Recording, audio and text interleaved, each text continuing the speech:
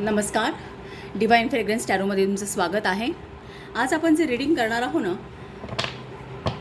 ते तुमच्या present situation संदर्भात आहे. म्हणजे तुमच्या स्पिरिट गाईड्सचा तुम्हाला काय सांगायचं आहे सध्याच्या सिच्युएशन्सबद्दल ते आपण पाहणार आहोत. काही असू शकतं, तुमचं करिअरबाबत असेल किंवा कोणताही प्रश्न असू शकतो तुमचा, नातेसंबंधाबद्दल असेल, इतर काही मॅनिफेस्टेशन संबंध असेल. जे काय आहे सध्या हो घातलेली आहे, हायलायटेड आहे. सो त्या सिच्युएशनबद्दल तुमच्या स्पिरिट्स गाईड्सना तुम्हाला काय सांगायचं आहे ते आज आपण पाहणार आहोत. आणि त्यासाठी मी इथे 3 पाईल्स रेडी करणार आहे. सॉरी,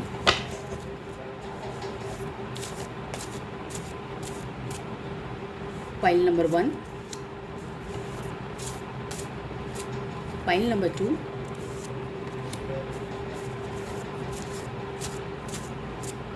आणि पाईल नंबर 3.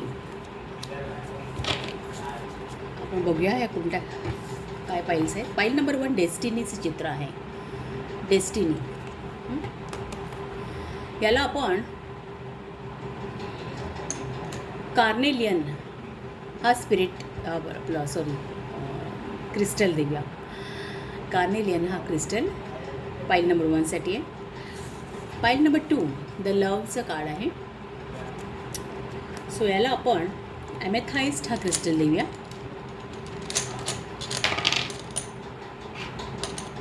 ॲमेथाइस्ट हा क्रिस्टल देऊया. आणि पाईल नंबर 3 एनर्जीचं कार्ड आहे. एनर्जी. सो याला आपण लापिस लाजुली हा क्रिस्टल देऊया. सो ही 3 पाईल्स आहेत आणि हे 3 क्रिस्टल्स आहेत. सो इंट्युटिव्हली सिलेक्ट करा आणि डिस्क्रिप्शन बॉक्समध्ये याचे टाईम स्टॅम्प मी मेन्शन केलेले आहेत. त्या टाईमवरती त्या पर्टिक्युलर जो तुमचा सिलेक्शन असेल त्या पाईलवरती तुम्ही क्लिक केलं टाईम स्टँडवरती त्याच्या की तुम्हाला डायरेक्टली तुमच्या रीडिंगला जाता येईल. पूर्ण व्हिडिओ बघण्याची गरज नाही. दुसरं म्हणजे हे टाईमलेस रीडिंग आहे. जेव्हा कधी तुम्ही या व्हिडिओला सामोरे जाल त्या पिरियडला ते लागू होईल.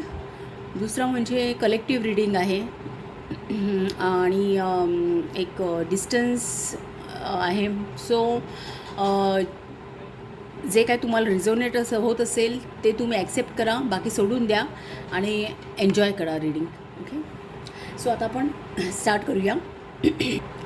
पाईल नंबर 1 तुमचं रीडिंग आपण स्टार्ट करूया. तुमचा कार्ड डेस्टिनीचा आहे आणि कार्नेलियन हा तुमचा क्रिस्टल आहे.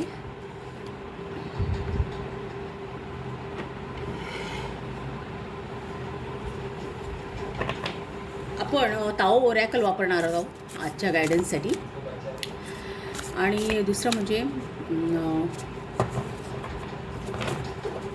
इथे मेन्शन केल्याप्रमाणे सिच्युएशन, ऑब्स्टेकल आणि ॲडवाईस याप्रमाणे आपण 3 कार्ड्स ड्रॉ करणार आहोत. Tarot cards.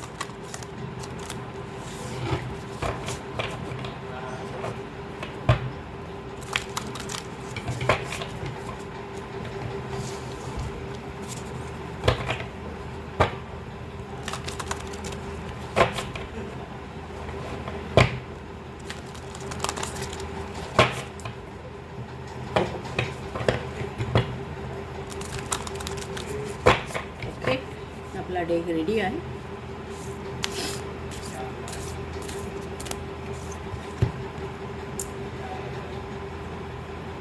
रिसोल्युटनेस हेक्साग्राम नंबर 43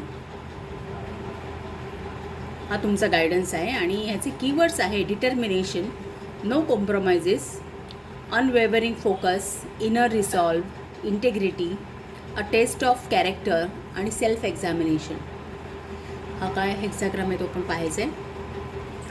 आता मी 3 ह्याची कार्ड्स टॅरो कार्ड्स 3 ड्रॉ करणार आहे. पहिलं कार्ड जे आहे ते ॲक्च्युली सिच्युएशन काय आहे तुमची ते सांगेल. 10 ऑफ कप्स.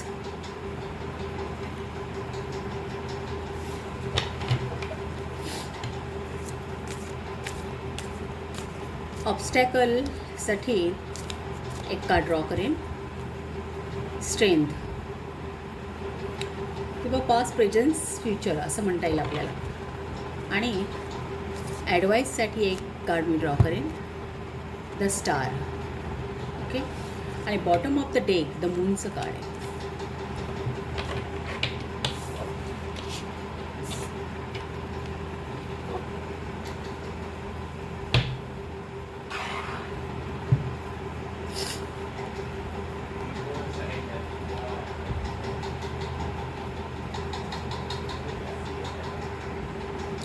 आता इथे bottom of the deck the मूनचं कार्ड आहे.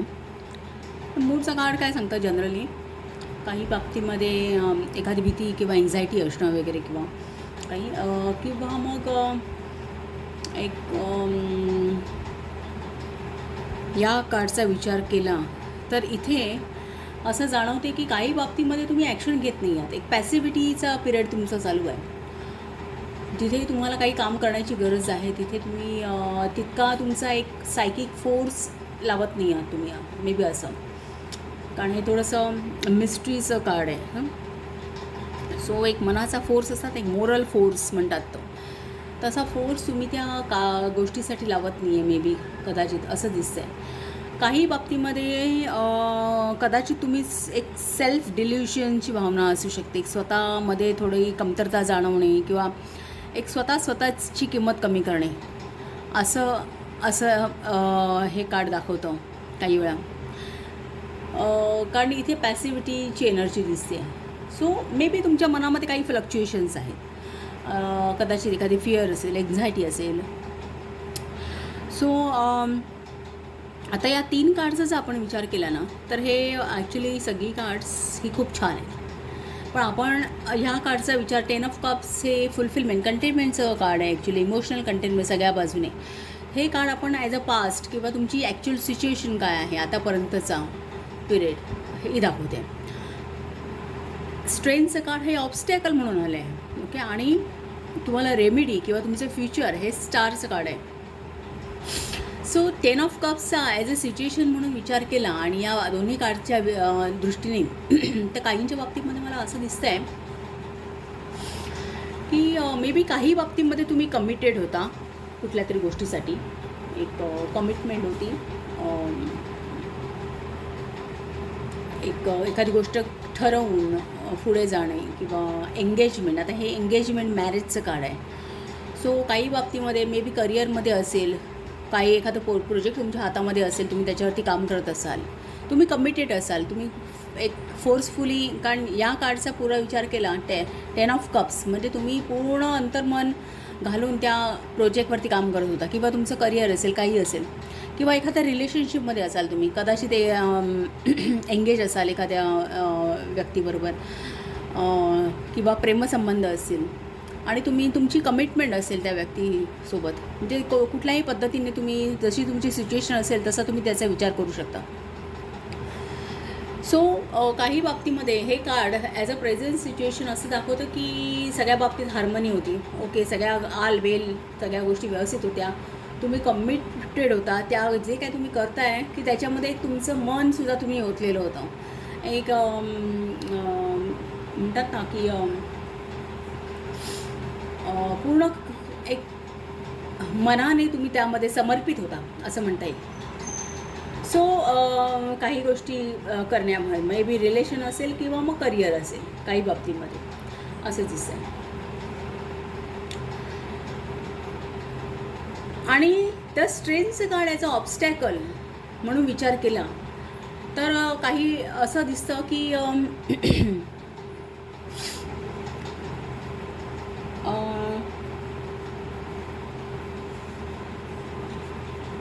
कदाचित एखाद्या तुमची जर्नी रीरूट झाली असावी किंवा एक समजा तुम्ही कुठला एखादी गोष्ट करताय, कमिटेड करताय आणि त्यावर तुमचं मन हटलं किंवा मग तुम्ही मटेरियल गोष्टीमध्ये गुंतलात, असाही अर्थ होतो याचा. की तुम्हाला ॲक्च्युअली तुमच्या पर्पजची किंवा तुमच्या ध्येयाची एक ध्येयाचा विसर पडला असेल असं म्हणता येईल की कारण हे रॉ इमोशन्स आहेत. सो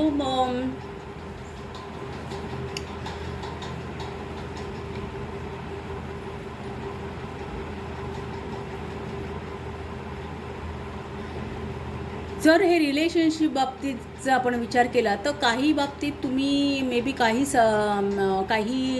सत्य तुम्ही फेस केली असावीत आणि मग आता पुढे जाणं तुम्हाला मे बी कदाचित एक इंटरेस्ट राहिला नसेल, असं काही काही असू शकतं. काही ट्रूथ, काही सत्य, काही सिच्युएशन्स तुम्ही फेस केल्या असाव्यात आणि मग आता किंवा त्या रिलेशनशिपला तुम्ही न्याय देऊ शकाल की नाही, अशी एखादी भीती, अनामिक भीती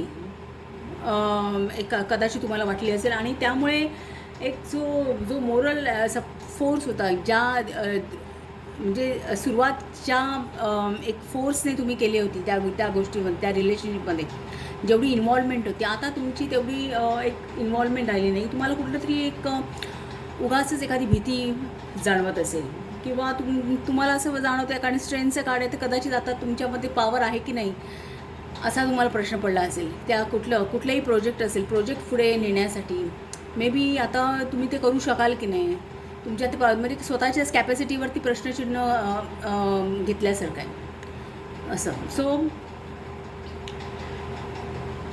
इथे गरज आहे की तुम्ही ती जी काही भीती असेल किंवा काय आहे तर त्याच्यावरती तुम्ही एक स्वतःवर कंट्रोल घेण्याची गरज आहे, असं हे कार्ड सांगतं. पॉझिटिव्हली जर या कार्डचा विचार केला तर मे बी कदाचित कुठली अनामिक भीती असू शकेल किंवा तुम्हाला एक इनर स्ट्रेंथ आता नाही आहे राहिलेलं, असं म्हणता येईल. एक स्वतःवरतीच तुम्ही डाऊट घेताय किंवा हे रॉ इमोशन्स आहेत. म्हणजे एखाद्या वेळी एखादी सिच्युएशन आपण फेस करतो आणि एरवी आपण सगळ्या गोष्टी तयार असतो, आपण आपल्या मनाला तयार करतो एखाद्या सिच्युएशनसाठी, पण एखादा पॉईंट असा असतो की त्यावेळी आपल्या मनावरती कंट्रोल नसतं आणि आपले रॉ इमोशन्स असतात ना ते बाहेर येतात किंवा ती एखादी भीती, एन्झायटी की ज्याच्यावरती आपण आतापर्यंत होल्ड केलेला असतो, पण हे आता असं दाखवते की ते तुमचे रॉ इमोशन्स आहेत की ते वरती आलेले आहेत. त्यामुळे आता ह्या ठिकाणावरून तुमची जर्नी थोडीशी रिरूट झालेली आहे, असं काहीचं. आता हा जो आहे ना ॲडवाईस आहे द स्टारचा ॲडवाईस काय सांगतो की तुम्हाला आता काय गरज आहे, तुम्हाला एक ॲक्शनमध्ये येण्याची गरज आहे, तुम्हाला काहीतरी ॲक्ट करण्याची गरज आहे तुम्हाला. इनफॅक्ट जे तुम्ही करायला धजावत नाही आहात ती गोष्ट तुम्हाला आता करणं गरजेचं आहे, असं हे स्टारचं कार्ड सांगतं. त्याचा हा हे आहे की सगळ्या गोष्टींमध्ये हे मुळात एक प्रकारची आस असणं, आशा बाळगणं एखाद्या गोष्टीवरती, त्याचं कारण.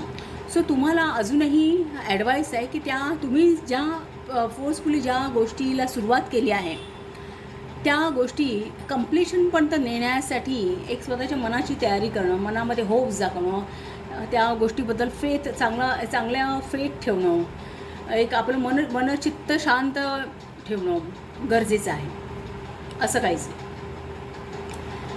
मग भले त्याने चांगलं हो किंवा वाईट हो, पण ॲक्शन इथे घेण्याची गरज आहे, असं हे कार्ड सांगतं स्टारचं.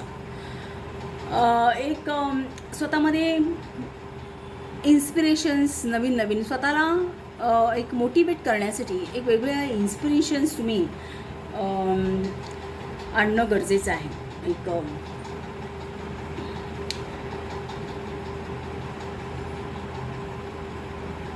सो द स्टारचं कार्ड सांगतं की तुम्हाला फ्युचरमध्ये खूप ब्राईट प्रॉस्पेक्ट आहे. जे काही तुमचे आहे, जे काही तुमची रिलेशनशिप असेल तर फ्युचर तुमचं खूप चांगलं आहे त्या व्यक्तीबरोबर किंवा काय की तुमचं नातं पुढे खूप चांगलं राहणार आहे. तुमचं करिअरचं असेल, एखादा प्रोजेक्ट असेल तर त्यातून तुम्हाला खूप काही कदाचित खूप मोठं नावाज तुम्हाला खूप पब्लिसिटी मिळेल, तुम्ही स्टार व्हाल त्यामध्ये, कदाचित तुमचं काम दिसण्यात येईल, त्याला रेकॉग्निशन मिळेल.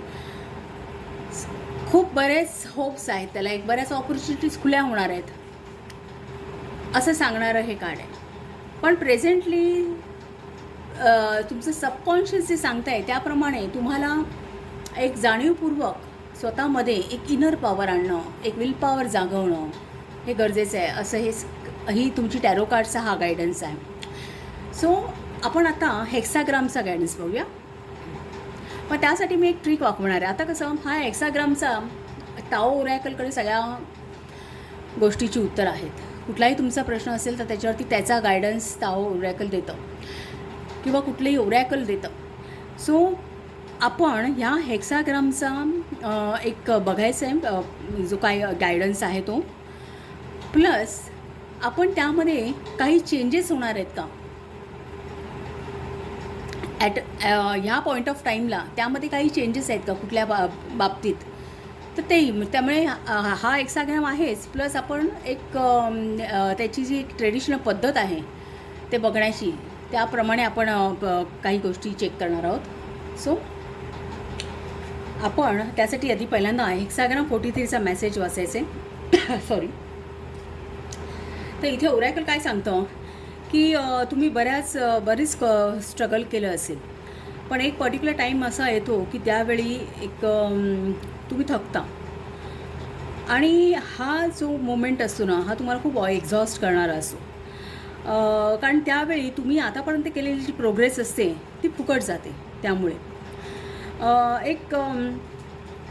एक प्रकारची भिंत तुमच्यामध्ये, तुमचं जे ध्येय आहे आणि तुम्ही याच्यामध्ये एका प्रकारची भिंत तयार होते, आणि तुम्हाला कालपर्यंत ज्या गोष्टी शक्य वाटत होत्या त्या आता अशक्य वाटायला लागतात.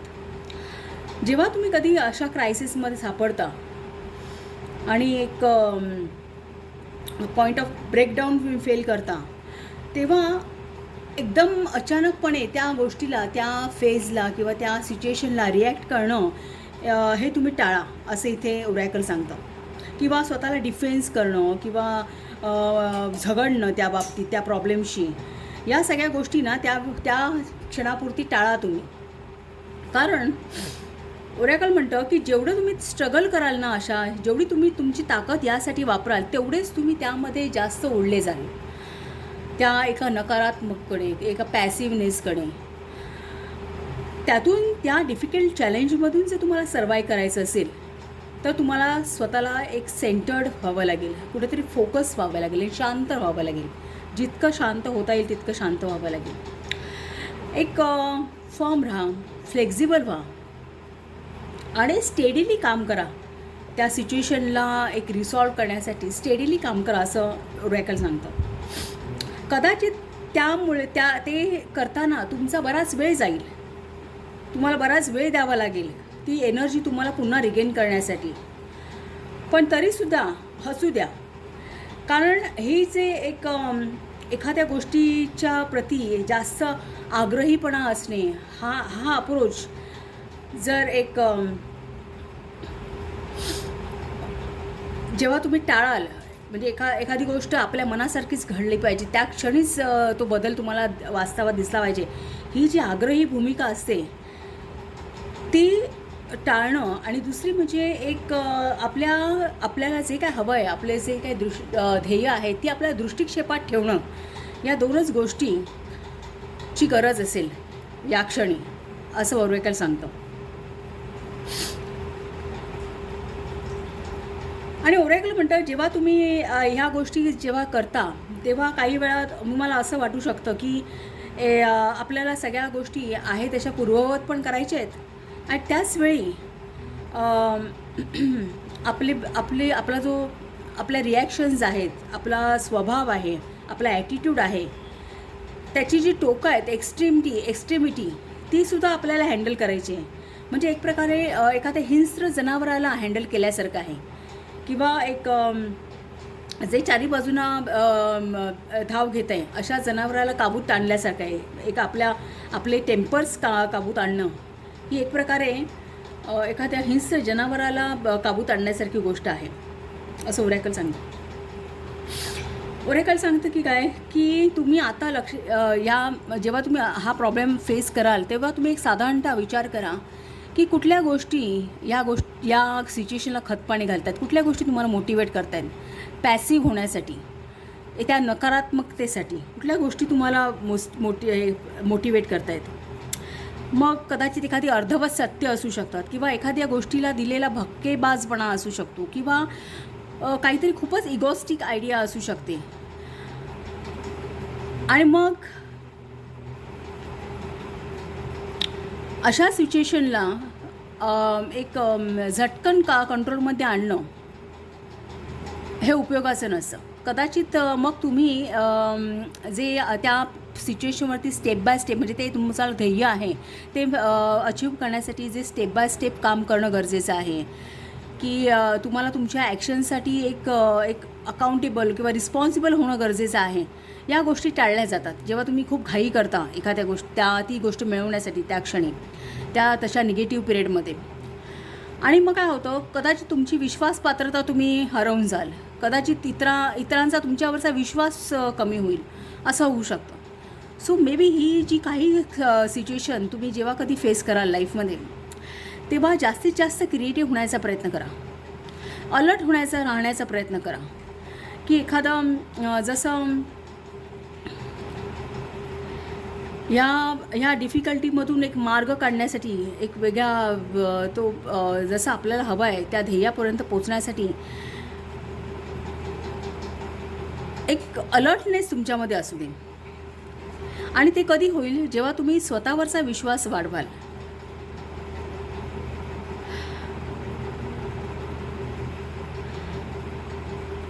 जरी इतर कोणीही तुमच्या मतांशी सहमत असलं नाही, कदाचित कोणी तुम्हाला एखादं रिॲक्शन देऊ करेल किंवा काहीतरी कमेंट्स करू शकेल किंवा काही क्रिटिसिझम तुम्हाला फेस करावे लागतील, तर त्यासाठी सुद्धा तुम्ही ओपन राहणं गरजेचं आहे असं ओरॅकल सांगतं.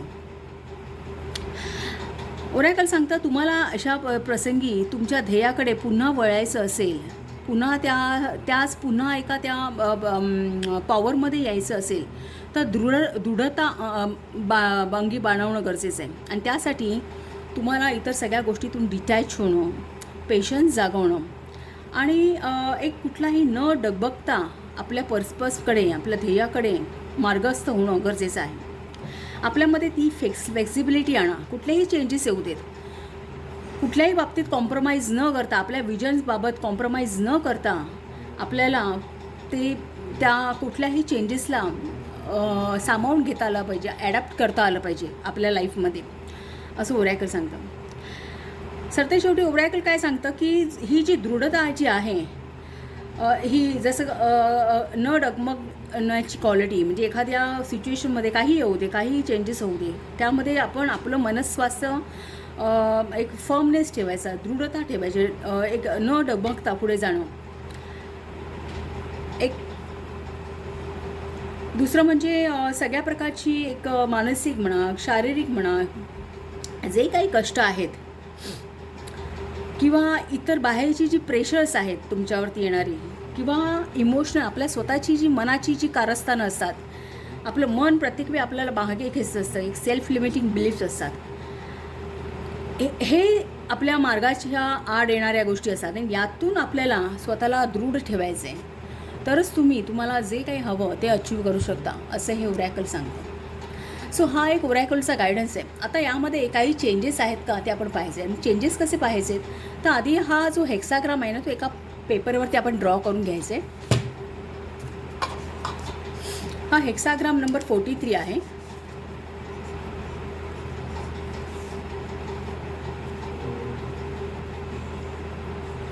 पहिल्या 2 तुटक लाईन आहेत, नंतरच्या पूर्ण लाईन आहेत आणि पुढच्या पूर्ण 3 लाईन आहेत. असा हा हेक्साग्राम आहे. ओके. सो आता आपण यामध्ये काही चेंजेस होत आहेत का पाहूया आणि नंतर आपण ते यामध्ये ओरॅकलमध्ये बघायचं. आता त्यासाठी हे 3 कॉईन्स घेतलेले आहेत, सेम डिनॉमिनेशनचे आहेत. याच्यामध्ये जिथे आकडा लिहिलेला आहे ना ते आपण टेल समजायचं आहे आणि जिथे हे अशोका चित्र आहे ते हेड समजायचं आहे. जनरली आपण असं समजतो. जे हेड आहे ती यंग एनर्जी आहे, म्हणजे मॅस्क्युलिन एनर्जी आहे, आणि जी टेल आहे ती यिन एनर्जी आहे, हे समजायचं आहे. सो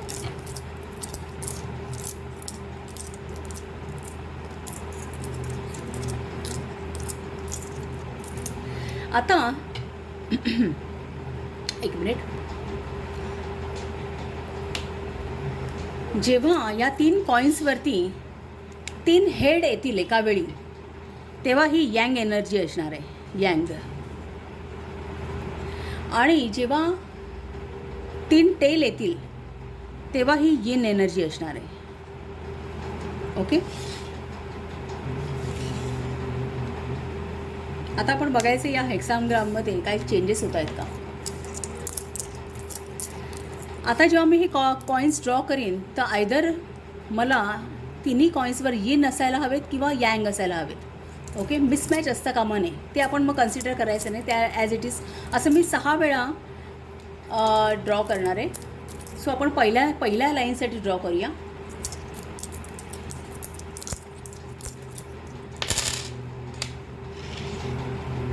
इथे हेड आहे, टेल आहे आणि हेड आहे. सॉरी, हेड, टेल आणि टेल आहे. सो इथे काही चेंजेस होणार नाही, ॲज इट इज राहील. हा हेक्साग्राम ॲज इट इज राहील. सेकंड लाईन जी यंग लाईन आहे त्यासाठी आपण बघूया.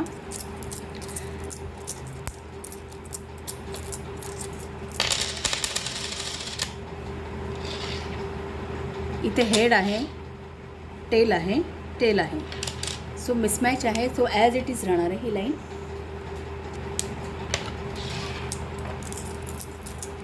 कारण या प्रत्येक लाईनचा एक अर्थ असतो. जो आता मी तुम्हाला ओरॅकलचा गायडन्स सांगितला ना, तो या सगळ्या ज्या लाईन्स आहेत त्याचा एक मतितार्थ आहे म्हणता येईल.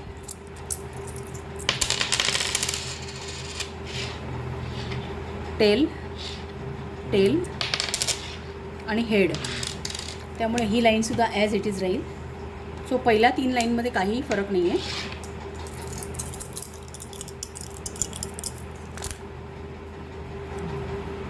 टेल, टेल आणि हेड. सो या लाईनमध्ये सुद्धा काहीच फरक नाही आहे, ॲज इट इज.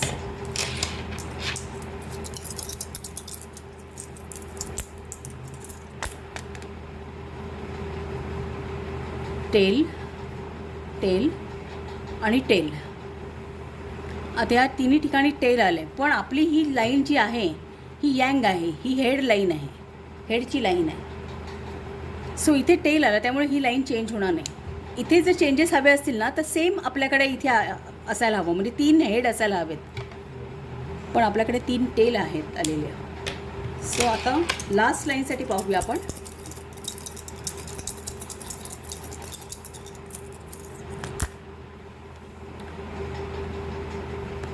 येन, येन आणि यंग.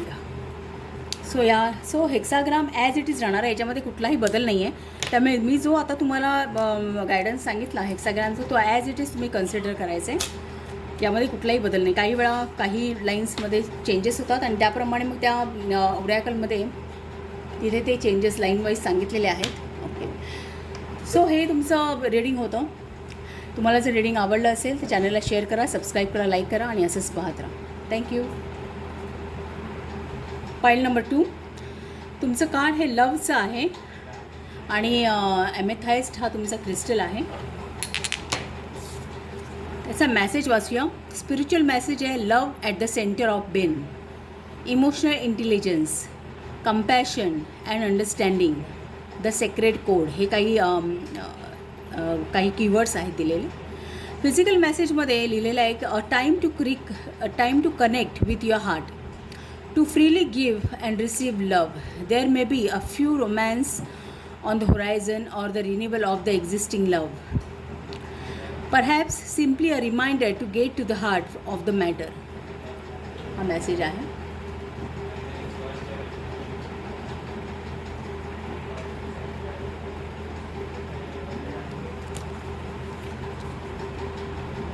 सो आधी आपण तुमचं ओरॅकल कार्ड कोणतं आहे ते पाहूया.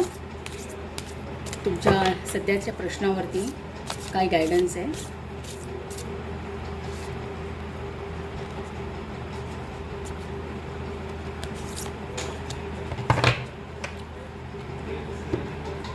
मी 3 कार्ड्स ड्रॉ करणार आहे. पहिलं कार्ड तुमची सिच्युएशन सांगेल की आतापर्यंतची काय पोझिशन आहे ते सांगेल. दुसरं प्रेझेंट सांगेल, ऑब्स्टॅकल काय आहेत ते फेस करताय तुम्ही. आणि तिसरं जे असेल ते तुमचं फ्युचर किंवा ॲडवाईस सांगेल. So first of all past किंवा सिच्युएशन तुमची सिच्युएशन आहे. ऑब्स्टॅकल कोणते आहेत ते पाहूया.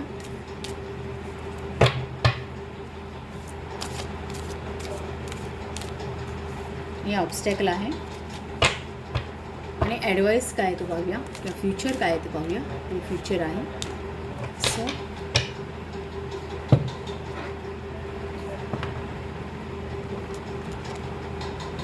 पास्ट किंवा सिच्युएशन एस ऑफ वॉन्डने दाखवली आहे.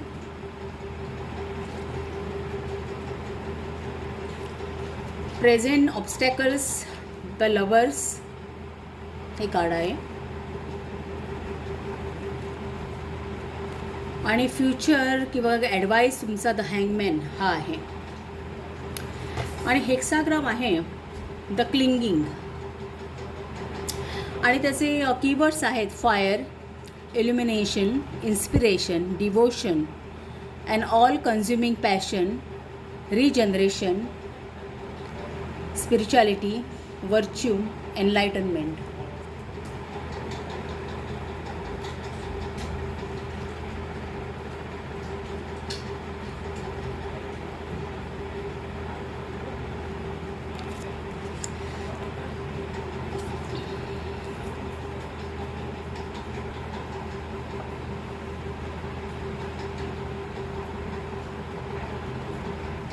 Bottom of the deck card पाहूया, ते बघायचं राहिलं.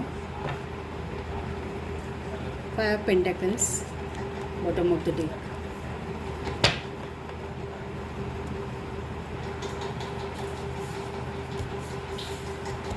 आपण हा ओरॅकलचा गायडन्स पाहणार आहोत, पण त्या अगोदर आपण ही टॅरो कार्ड्सचा विचार करूया आधी पहिल्यांदा.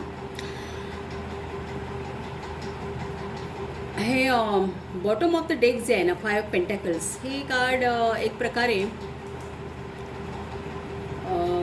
नको त्या अगोदर आपण या कार्डचा विचार करूया. जे 5 दाखवत आहे तुमचा. एस ऑफ वॉन्ड काय दाखवतं की एक प्रकारची इन्स्पिरेशन आहे किंवा एक प्रकारची नवीन रिलेशनशिपसुद्धा दाखवतं. द लवर्सचं कार्ड पण आहे ना इथे.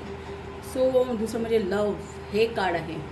सो एस ऑफ वॉन्ड ही एक प्रकारची एक नवीन इन्स्पिरेशन, एखादी गोष्ट नवीन सुरू होणे तुमच्या आयुष्यामध्ये.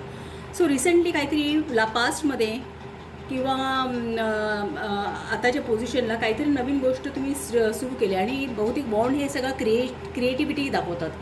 सो मे बी कदाचित एखादी क्रिएटिव्ह गोष्ट तुम्ही काही करत असाल किंवा एखादी नवीन इन्स्पिरेशन तुम्हाला कशा तरी तुमच्या कामामध्ये जॉब लेवलला मिळाली असेल किंवा एखादी नवीन ऑपॉर्च्युनिटी तुम्हाला मिळालेली असेल. एखादा नवीन जॉब असू शकतो किंवा एखादा छोटा मोठा बिझनेस तुम्ही स्टार्ट केलेला असू शकतो. एखादी नवीन रिलेशनशिप असेल किंवा तुमच्या घरामध्ये कोणतरी एक व्यक्ती ॲड झाली आहे, एक असंही असू शकतं की किंवा मग तुम्ही तुमच्या कुटुंबाची सुरुवात केली, म्हणजे एक तुमचं लग्न झालं आणि तुमची फॅमिली बनते, असं काहीतरी असो. मी कुठल्या तरी बाबतीत एक नवीन जर्नी हे एस ऑफ वॉन्ड दाखवतो.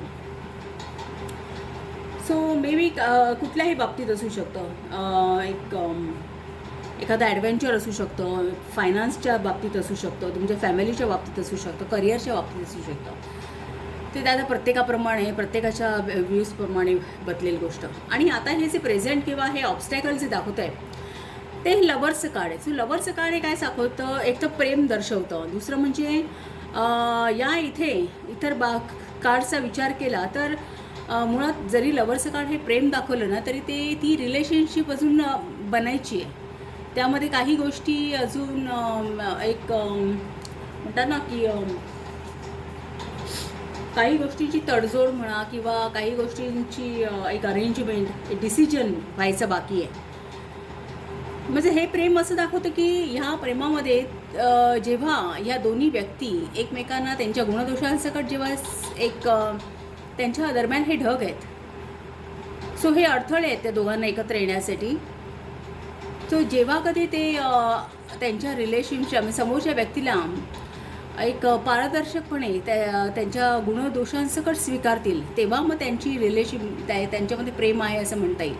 सो हे द लवर्सचं जरी कार्ड असलं, ते लवर्स जरी असले तरी त्यांचं ते बॉन्डिंग जे आहे, प्रेम जे आहे ते अजून प्रूव्ह व्हायचं आहे असं त्याचा इथे अर्थ होतो. सो मे बी तुम्ही जे काही सुरू केलं असेल, जे काही तुम्ही आपण एस ऑफ वॉन्डच्या दृष्टीने जे काही बघितलं, नवीन एंटरप्राईज असेल किंवा नवीन फॅमिली तुम्ही सुरू करताय, रिलेशनशिप सुरू करताय किंवा करिअरमध्ये काही नवीन इन्स्पिरेशन आणताय, या सगळ्यांमध्ये अजून काहीतरी डिसिजन तुमचा पेंडिंग आहे आणि तो तुम्ही घेतलेला नाही, हे तुमचं ऑब्स्टेकल आहे असं दिसतंय. आणि म्हणून the bottom of the deck, आता आपण याचा विचार करूया 5 ऑफ पेंटॅकल्सचा.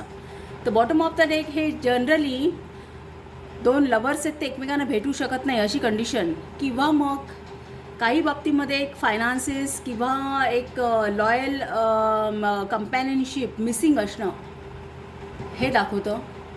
दुसरं या इथे जर विचार केला तर एक ह्या कार्डचा एक साधारणतः या बाकीच्या सगळ्या कार्डचा एक विचार केला तर कुठेतरी एक या सगळ्यामध्ये एक हेल्थ मिसिंग आहे. म्हणजे म्हणताना एक कुठली तरी गोष्ट वाढीला लागण्यासाठी जो एक गोष्ट गरज असते, एक फायर म्हणा, फायर मिसिंग आहे काहीतरी. तुम्ही नवीन एंटरप्राइज केलं तरी त्यामध्ये एक जीव ओतण्याची गरज असते. तुमच्यामध्ये एक थोडी इन्स्पिरेशन असायला हवी, काहीतरी फायर असायला हवी, पॅशन असायला हवं, तर ते तुम्ही पुढे येऊन जाता. म्हणजे जे काय आहे ते अजून त्याच्यामध्ये अजून एक बॉन्डिंग आलेलं नाही आहे असं एक कार्ड दाखवतो. जे काय तुम्ही सुरू केलं त्यामध्ये अजून बॉन्डिंग नाही आहे. सो इथे एक लॅक ऑफ लक म्हणता येईल किंवा लॅक ऑफ फेथ म्हणता येईल या कार्डचा ह्या इथे असा एक अर्थ घेता येईल. किंवा मग अजून एक अर्थ होतो की दोन प्रेमी जीवांमध्ये एक कुठेतरी म्हणतात ना की काहीतरी अडथळे आहेत की ते एकत्र येऊ शकत नाहीत, किंवा मग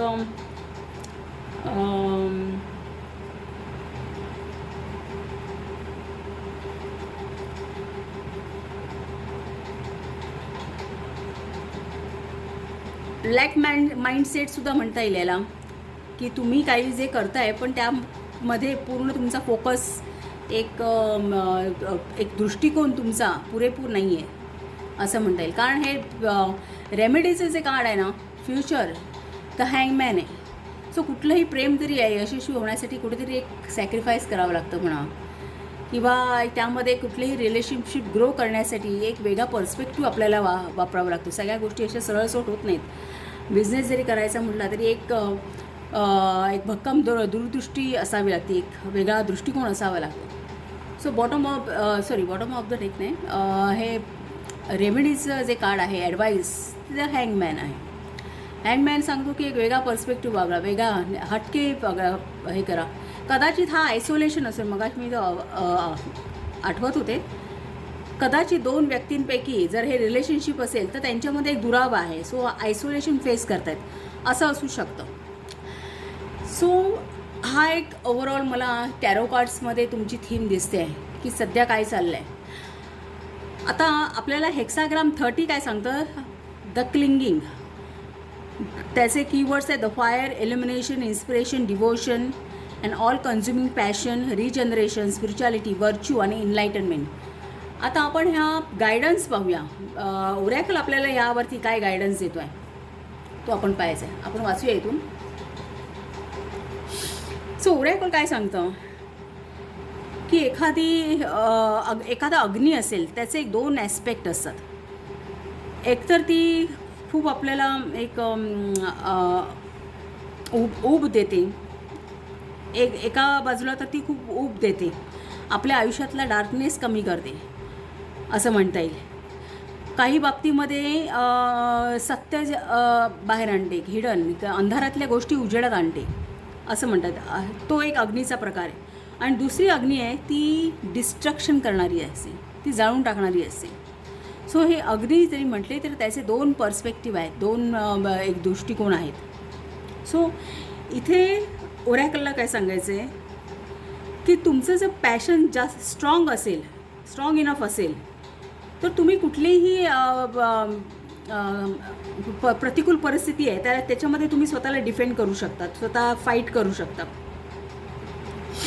भले मग काही प्रॉब्लेम हो, मीन्स एक सक्सेस मिळो न मिळो, पण त्या प्रतिकूल परिस्थितीमध्ये उभं राहण्याची जी ताकद आहे ही अग्नी देते, ती आग देते आपल्यामध्ये असलेली. पॅशन म्हणता येईल त्याला एक प्रकारचा. ते पॅशन जर आपल्यामध्ये स्ट्रॉंग असेल तर आपण कुठल्याही गोष्टी पूर्णत्वाला नेऊ शकतो. आणि ही जी त्या अग्नीची जी ट्रान्सफॉर्मेटिव्ह क्वालिटी आहे, जी सगळी परिस्थिती बदलून टाकणारी आहे, अशी ट्रान्सफॉर्मेटिव्ह क्वालिटी आहे त्या अग्नीला, ती जी आहे ती जर आपल्याला अक्वायर करायची असेल तर कुठेतरी एक सेन्स ऑफ मॅच्युरिटी असणं गरजेचं आहे आपल्यामध्ये. आणि ती मॅच्युरिटी अचानक ओव्हरनाईट येत नाही, ती एक स्लो प्रोसेस आहे, एक ठराविक वेळ घेते.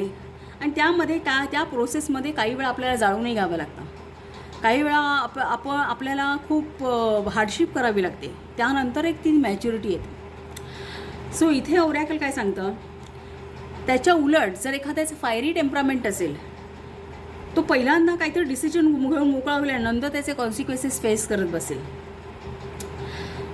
आणि मग एक नशिबाला दोष देईल की हे काय माझ्या वाट्याला आलं म्हणून.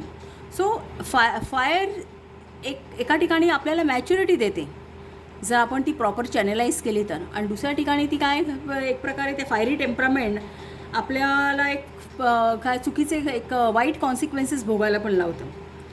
सो ही ड्युॲलिटी इथे ओरॅकल सांगतं. ओरॅकल सांगते की एक जेव्हा तुम्ही एखादी गोष्ट अचीव करणं, तुमचं रिलेशनशिप असो, तुमचं करिअर असो, जे काय, जोपर्यंत तुमचं त्यावरती एक कनेक्शन दृढ असते, एक अटॅचमेंट, ॲट्रॅक्शन, हे लॉंगिंग म्हणता येईल, हे जेव्हा पॉवरफुल असतं ना, तेव्हा एक सगळ्या इम्पॉसिबल वाटणाऱ्या गोष्टी ह्या गळून पडतात, असं ओरॅकलला सांगायचं आहे. फक्त आपल्याला गरज असते ती पहिली त्या फायरमध्ये, त्या अग्नीमध्ये पहिलं पाऊल उचलण्याची, हीच गरज असते. आणि नंतर आपण पुढे मागे वळूनही बघत नाही, असं की ते एक धाडस करणं फक्त गरजेचं असं, असं ओरॅकल सांगतं. ओरॅकल हेही सांगतं की लाईफ म्हणा किंवा युनिवर्स म्हणा, हे काय आपल्याला डिस्ट्रॉय करण्यासाठी नाही आहे, ते आपल्यासोबत काम करत असतं, आपल्याला सपोर्टिव्ह असतं, आपल्या वाढीसाठी, आपल्या ग्रोथसाठी सपोर्टिव्ह असतं आणि अल्टिमेटली आपल्याला आपल्या सेल्फ रिअलायझेशनपर्यंत पोचवणारं असतं. सो एकदा का ही वेळ गेली, ही तुमची स्ट्रगलची वेळ गेली, जे काही तुम्हाला हवं आहे ते मिळवताना ते तुम्हाला जो स्ट्रगल पिरियड तुम्ही फेस करणार आहात, तो जेव्हा एकदा पास होईल, एक वेगळा तुम्ही स्वतःहून तुमच्या आयुष्याला एक वेगळ्या दृष्टीने पाहाल. कदाचित त्या एक लाईफ एकदम अनकॉम्प्लिकेटेड होऊन जाईल, सिम्पल लाईफ होऊन जाईल तुमचं, की एक वेगळा रिस्पेक्ट तुम्ही द्याल तुमच्या लाईफला, एक वेगळं एक ॲप्रिसिएशन द्याल, असं ओरॅकल सांगतो. सो हे त्या दृष्टीने आहे. सो जे काही असेल ज्याला तुम्ही सुरुवात केलेली आहे, एक त्याच्याशी बॉन्ड प्रस्थापित होणं गरजेचं आहे आणि त्यासाठी एक वेगळा पर्स्पेक्टिव्ह घेऊन तुम्ही त्याकडे एक वेगळ्या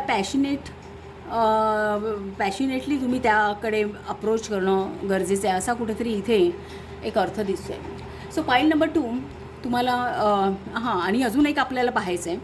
आता हा जो आहे ओरॅकलचा गायडन्स, हा वर्षानुवर्षे पर्यापासून लिहिल्या गेलेले आहेत, पण काळानुरूप ह्याच्यामध्ये काही चेंजेस असतील, म्हणजे ह्याच्यामध्ये काही ॲडिशन्स असतील, तर ते आपल्याला पाहायचे आहेत. पण त्यासाठी एक वेगळी पद्धत आहे. आपल्याला पुन्हा एकदा हा हेक्साग्राम आहे तो ड्रॉ करून घ्यायचा आहे. त्यासाठी आधी हा जुना हेक्साग्राम आहे ना, तो मी एका पेपरवरती काढून घेईन.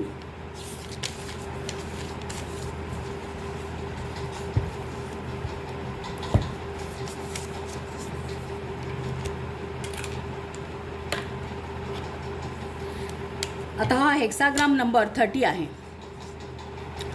आणि पहिली जी लाईन आहे ही यंग लाईन आहे. यंग ही मॅस्क्युलिन एनर्जी आहे आणि यिंग ही फेमिनाईन एनर्जी आहे. सो फुल लाईन जी आहे ती यंग आहे. नंतर ह्या तुटक लाईन ज्या आहेत त्या यीन आहेत. पुन्हा एकदा यंग आहे. त्यानंतर सेम रिपीट झालं आहे, म्हणजे यंग, यिन आणि यंग हा हेक्साग्राम आहे. सो आता आपल्याला बघायचं की याच्यामध्ये काही चेंजेस होत आहेत का, आणि त्यासाठी आपल्याला काय करायचं आहे, आपण एक सेम डिनॉमिनेशन असलेले 3 कॉईन्स घेतलेले आहेत. आता या कॉईन्सवरती एका ठिकाणी हेड असतं, एका ठिकाणी टेल असतं. म्हणजे नंबर्स आहे हे आपण टेल जर मानलं तर जिथे अशोका चक्र आहे ते आपण हेड मानू. सो इथे हेड जे आहे ना ही यंग एनर्जी आहे, मॅस्क्युलिन एनर्जी, आणि टेल जे आहे, नंबर्स जे आहेत ती यिन एनर्जी आहे.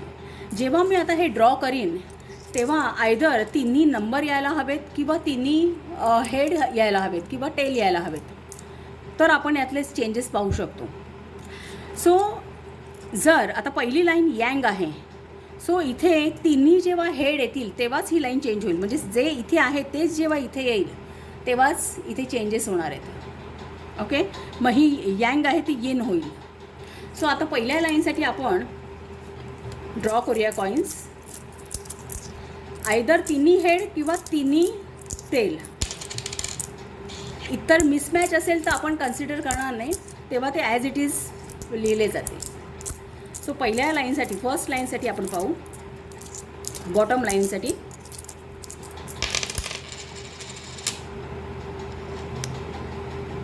इथे टेल आहे, हेड आहे आणि हेड आहे. तो मिसमॅच आहे, त्यामुळे bottom line as it is असेल.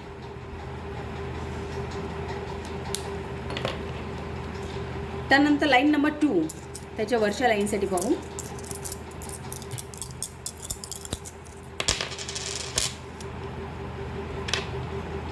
टेल, हेड आणि हेड मिसमॅच आहे, त्यामुळे ॲज इट इज राहील.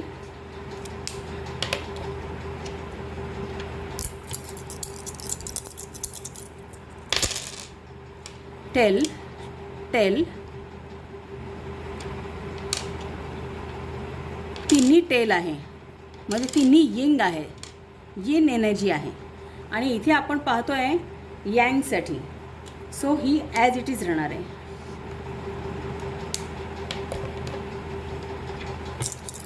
चौथ्या लाईनसाठी पाहू, यंग लाईनसाठी.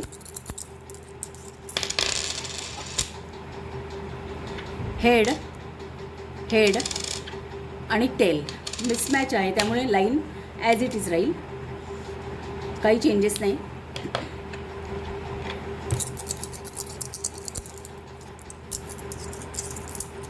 पाचव्या लाईनसाठी पाहूया.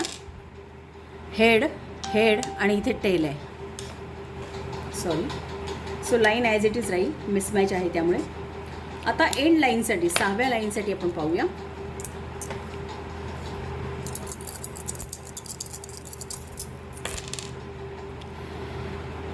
टेल, हेड आणि हेड, सो मिसमॅच आहे, सो ॲज इट इज आहे. सो हा जो हेक्साग्राम आहे तो ॲज इट इज राहिला, त्यामुळे यामध्ये कालानुरूप काहीही बदल नाहीत. जो आता मी तुम्हाला रीड केला आहे ना, तो ॲज इट इज घ्यायचा. नाही तर काही वेळा काही पॉईंट्सवरती प्रत्येक लाईन मागे काही वेळा काही ॲडिशन्स होतात, काही एक्स्ट्रा प्रिकॉशन्स वगैरे सुचवलेले आहेत तिथे. सो आता फाईल नंबर 2, तुम्हाला रीडिंग कसं वाटलं हे नक्की सांगा. आणि आवडलं असेल तर चॅनलला शेअर करा, सबस्क्राईब करा, लाईक करा आणि असंच पाहत राहा. थँक्यू. फाईल नंबर 3, तुमचं रीडिंग स्टार्ट करूया आपण.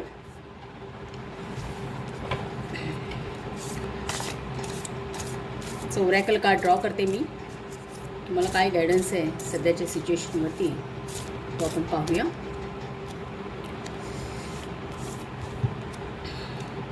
Keeping steel.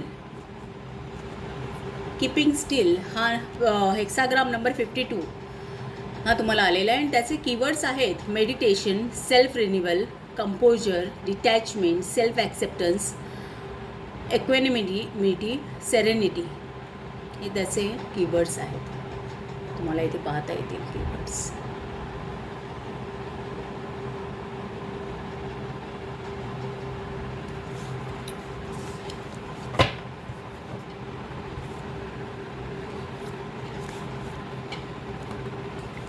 Tarot cards draw करूया.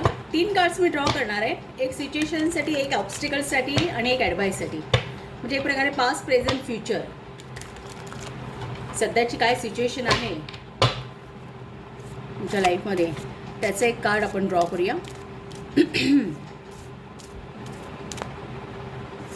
एक कार्ड ड्रॉ केलं मी सिच्युएशनसाठी. आता ऑब्स्टिकल किंवा प्रेझेंट कशामुळे काही प्रॉब्लेम्स आहेत त्यासाठी हे एक कार्ड ड्रॉ करते. आणि ॲडवाईससाठी किंवा फ्युचरसाठी दाखवणारं हे एक कार्ड ड्रॉ करते. ओके. आणि बॉटम ऑफ द डेक टेम्परन्सचं कार्ड आहे. तुम्हाला टेम्परन्सचं कार्ड इथे घेऊया आपण. सो फर्स्ट जे आहे कार्ड ते आहे किंग ऑफ कप्स. ही तुमची सिच्युएशन आहे.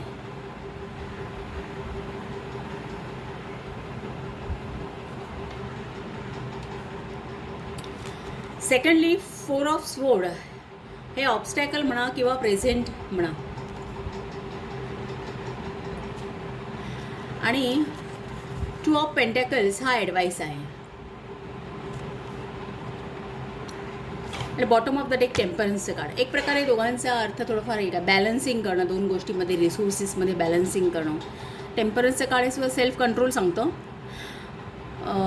कुठल्याही गोष्टी एक प्रॉपोर्शनमध्ये असणं किंवा एक मनाचा समतोल साधणं किंवा तुम्ही तसे प्रयत्न करतात किंवा काहीतरी मे बी करण्यासाठी. एनर्जीचं कार्ड सांगतं journeying leads to an expansion of consciousness, vital energy, something is set in motion, connection with the divine. हे काही कीवर्ड्स आहेत त्याचे. आणि फिजिकल कीवर्ड्स आहेत this may be a time to go with the flow. Exactly. तर टेम्परन्सचं कार्डसुद्धा हे सांगतं की तुम्ही एक बॅलन्सिंग ठेवा, फ्लो बरोबर जा, but try not to allow things to spiral out of the control. Creative energy is also highlighted. All actions have their consequences. जे काही तुम्ही करणार आहात त्याचे कॉन्सिक्वेन्सेस असणार आहेत. सो आपण बघूया हा काय मेसेज आहे तुम्हाला. किंग ऑफ कप्स ही तुमची पास्ट किंवा सिच्युएशन सांगितलेली आहे. King of cups. So king of cups जर विचार केला ॲज अ पर्सन किंवा मग ते गुणधर्म तुमच्या लाईफमध्ये आहेत किंवा मी तरी ते तशा प्रकारची पर्सनॅलिटी असेल की ती त्याचा तुमच्या आयुष्यावरती खूप इन्फ्लुएन्स असेल. पण इथे जर आपण विचार केला तर हे सगळे गुणधर्म तुमच्यामध्ये आढळून येतात असं मला वाटतं आहे.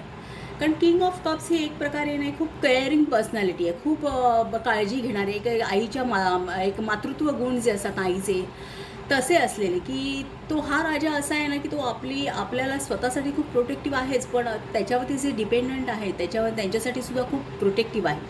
एक प्रेम देणारा, भरभरून प्रेम देणारा, म्हणजे ही पर्सनॅलिटी असलेली व्यक्ती ही खूप कौटुंबिक एक कुटुंबात छान वावरणारी, त्याला खूप कुटुंबाबद्दल आस्था आहे अशी एखादी व्यक्ती. सो तुम्ही तसे असाल. आणि एक मातृत्व गुण आहे, एक प्रोटेक्टिव्ह क्वालिटीज आहेत सगळ्यांना, सगळ्यांना घेऊन पुढे जाण्याच्या एक क्वालिटीज म्हणा. इमोशनली बॅलन्स व्यक्तिमत्व म्हणता येईल. राजा आहे तो इमोशनली बॅलन्स आहे. तसंच तो एक डिप्लोमॅट पण आहे, म्हणजे तो राजा आहे म्हटल्यानंतर त्याच्याकडे पॉवर आहे. सो तुम्ही एक काही गोष्टी जो मे बी तुमचं करिअर असेल, सगळ्या गोष्टी असेल ते तुम्ही एक स्किलफुली हँडल करता. कदाचित एखाद्या कुठल्या तरी गोष्टीमध्ये तुम्हाला एक किंग ऑफ कप्स आहे, म्हणजे कदाचित बिझनेसमध्ये, ट्रेडमध्ये, किंवा तुम्ही एक सेन्सिटिव्ह पर्सन असाल, तुम्ही मे बी तुमचा अध्यात्मामध्ये सुद्धा एखादा रस असू शकतो. तुमची कुठली तरी स्किल असू शकते. कदाचित कायद्याशी रिलेटेड गोष्टीसुद्धा तुम्हाला, कारण कायदा हा काय असतो, समोरच्याचं दुःख कोणी कोणाला दुःख देऊ नये म्हणून एक कायदा अस्तित्वात आहे. कोणी कोणावरती अन्याय करू नये. सो ही अन्याय एखाद्यावरती न करणं, त्याच्या हक्कांचा एक विचार असणं, ही सुद्धा एक प्रकारे एक सॉफ्ट कॉर्नर आहे मनाचा. की सो तुम्ही कदाचित एखाद्या बिझनेस किंवा कायदा किंवा मग डिव्हिनिटीमध्ये तुम्ही काहीतरी काम करत असाल किंवा एखादं तुमचं एक चांगलं त्यामध्ये प्रभुत्व असेल त्या गोष्टीमध्ये, त्या लाईफ ॲस्पेक्टमध्ये. सो असं दाखवते की तुम्ही एक बॅलन्स व्यक्तिमत्व आहात. तसं कुठल्याही गोष्टीबद्दल एक आणि किंग ऑफ कप्स ही जर आताची सिच्युएशन आहे तर तुम्ही एक मोठ्या धीराने एखाद्या गोष्टी सिच्युएशनला फेस पण करत असाल. कारण टेम्परन्सचं card bottom of the deck आहे. बॉटम ऑफ द डेक टेम्परन्सचं कार्ड पण हे सांगतं की बॅलन्स ठेवणं एखाद्या कुठल्याही गोष्टीमध्ये, एक प्रॉपर समतोल आणणं, सगळ्या घटकांचं एक प्रॉपर मिश्रण, एक समीकरण व्यवहारात आणणं, कोऑर्डिनेशन करणं छानपैकी नात्यांमध्ये म्हणा, असं एक इमोशन्समध्ये कॉर्डिनेशन प्रॉपर असणं, किंवा तुमच्यामध्ये तो सेल्फ कंट्रोल आहे, तुमच्यामध्ये तो पेशन्स आहे. जे हे bottom of the deck card आहे, तुम्ही सगळ्या परिस्थितीला तुम्ही ॲडॅप्ट केलेलं आहे आणि त्या परिस्थितीमध्ये ॲडॅप्ट करून, कारण खवळलेल्या पाण्यामध्ये मधोमध त्याचं ते सिंहासन आहे, तिथे तो बसला आहे की आजूबाजूची परिस्थिती काही येऊ दे, त्या प्रभावाबरोबर जाण्याची तयारी आहे. आणि दुसरं म्हणजे त्यावरती कंट्रोल आहे. सो मनावरती कंट्रोल असलेली व्यक्ती. असं एक आताची सिच्युएशन मे बी तुमची काही परिस्थिती असू शकेल, पण त्याच्यावरती तुमचा स्वतःचा होल्ड आहे असं दिसतंय. एक हार्मनी आहे सगळ्या बाबतीमध्ये, इतरांशी वागण्यामध्ये किंवा तुमच्या कामामध्ये, तुमच्या जॉबमध्ये, करिअरमध्ये जे काय आहे ते तुम्ही एक सक्सेसफुल कॉम्बिनेशन यूज करता सगळ्या बाबतीत, सगळ्या बाजू सांभाळता. म्हणजे एक पाण्यामध्ये सुद्धा पाय आहे तिचा आणि एका जमिनीवरती पण पाय आहे. सो दोन्ही ठिकाणी तिने स्वतःचा बॅलन्स साधलेला आहे असं दिसतंय. सो आणि एक इंट्युटिव्ह क्वालिटीज असू शकतात. टेम्परन्सचं काळसुद्धा आहे. सो इथे पाण्याचा संबंध आहे. पाण्याचा संबंध जेव्हा ते आणि दुसरं म्हणजे मातृत्व गुण म्हणता येतील, तर ते आपले इमोशन्स दर्शवतात. सो कुठेतरी कुठेतरी डिव्हिनिटी, म्हणून मी म्हटलं ना, कदाचित एक डिव्हिनिटी, धार्मिकपणा असू शकतो, देव धार्मिकपणा तुमच्यामध्ये, की आणि त्यामुळेच माणसाला एक स्थैर्य लागू शकतो कुठल्याही परिस्थितीमध्ये. जर तो असेल, कुठेतरी परमेश्वरावरती श्रद्धा आहे, एखादी शक्ती आहे, या गोष्टीवरती जेव्हा आपल्याला एक आणि ती आपल्याला कुठल्याही परिस्थितीत तारेल अशी जेव्हा आपल्याला एक आस्था असते, तेव्हाच आपण घट्ट पाय रोवून कुठल्याही ठिकाणी कुठल्याही परिस्थितीमध्ये राहू शकतो. सो तो एक तुमच्या मनाचा भाग असू शकतो. सो आता प्रेझेंट कंडिशन म्हणून 4 ऑफ स्वोर्डचं कार्ड जे आलेलं आहे ना, किंवा ऑब्स्टेकलचा विचार केला तर 4 ऑफ स्वोर्ड दाखवतं. सो ऑब्स्टेकलच्या दृष्टीने तसं बघितलं तर हे मेडिटेशनचं कार्ड आहे 4 ऑफ स्वोर्ड. किंवा एखाद्या खूप धकाधकीच्या जीवनामध्ये तुम्ही थोडासा काळ एक रेस्ट घेताय, स्टिलनेस आलेला आहे तुमच्या लाईफमध्ये, किंवा मग एक थोडं काही बाबतीत एक स्ट्रेसचा पिरियड गेल्यानंतर तुम्ही आता थोडासा रेस्ट घेत आहे, असा काहीसा अर्थ याचा आहे. किंवा आपल्या आयुष्यावरती एक जाणीवपूर्वक एक थॉटफुल ऑब्झर्व करताय तुम्ही तुमचं लाईफ, एक कंट्रोल घेण्याचा प्रयत्न करताय, असं काहीसं. हे कंटेम्प्लेशनचं कार्ड आहे. सो ही तुमची आताची सिच्युएशन पण ऑब्स्टॅकल पण सांगितलं. मग मे बी कदाचित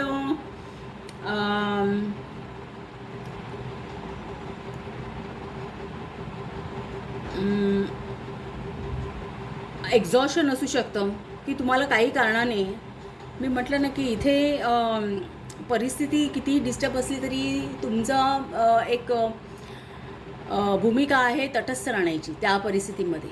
पण काही बाबतीत, काही वेळा, काही पॉईंट ऑफ एक अशा वेळा असतात आयुष्याच्या की काही वेळा आपण एक्झॉस्टेड होतो आणि आपल्याला त्या जाणीवपूर्वक आपल्याला थोडं ब्रेक घेण्याची गरज असते. तो एक पॉज आणण्याची गरज असते आपल्याला. एक टायर्डनेस असतो आपल्या लाईफमध्ये, की थकतो आपण काही बाबतीमध्ये, आणि एक स्वतःला थोडंसं आयसोलेट पण करतो, की एक शांतपणे दीर्घ एक थोडंसं रिलॅक्स होऊन पुन्हा एकदा नव्याने ती एनर्जी गेन करण्यासाठी असं काहीसं. सो हा ऑब्स्टॅकल म्हणता येईल किंवा मग डिले म्हणता येईल, किंवा तुमच्या या कामामध्ये किंवा कुठल्याही सिच्युएशनमध्ये तुम्ही तो स्ट्रगल पिरियड आहे, पण त्यामध्ये तुम्ही थोडासा ब्रेक घेतलेला आहे, किंवा एक थोडंसं एक्झॉशन तुम्हाला झालं. तुम्ही खूप एक स्टॅग्नेशन आलं असेल, तुमचं जे काही काम चाललं असेल त्यामध्ये एक थोडा स्टॅग्नेशन हे दिसतं आहे. कारण हे ऑब्स्टॅकल म्हणून आपण या कार्डचा विचार करतो, तसं हे मेडिटेशनचं कार्ड आहे ॲक्च्युअली पाहता. सो आणि हे जे आहे 2 ऑफ पेंटॅकल्स, 2 ऑफ पेंटॅकल्स